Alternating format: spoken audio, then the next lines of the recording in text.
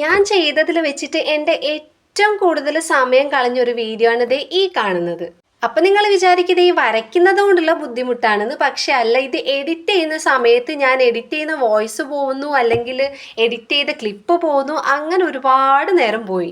അതൊക്കെ അവിടെ നിൽക്കട്ടെ. കഴിഞ്ഞ ദിവസം നമ്മൾ ഫ്ലവർ പാറ്റേണിൽ വരുന്ന ഒരു സെന്റാങ്കിൾ ആർട്ട് ചെയ്തത് ഓർക്കുന്നില്ലേ?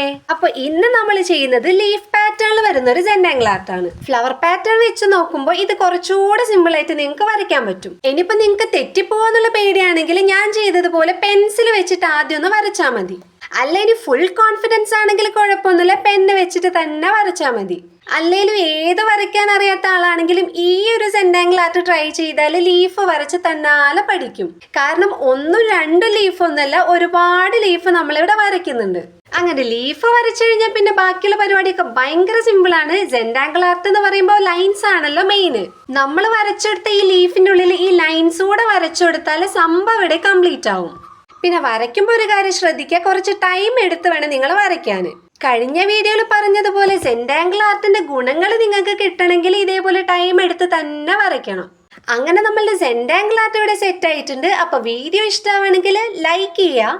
നമ്മളുടെ വീഡിയോസ് കണ്ടിട്ടും സബ്സ്ക്രൈബ് ചെയ്യാതെ പോകുന്ന ആൾക്കാരുണ്ട്. അപ്പൊ അവരും കൂടെ ചാനൽ ഒന്ന് സബ്സ്ക്രൈബ് ചെയ്യുക. അപ്പോൾ ഓക്കെ, ബൈ.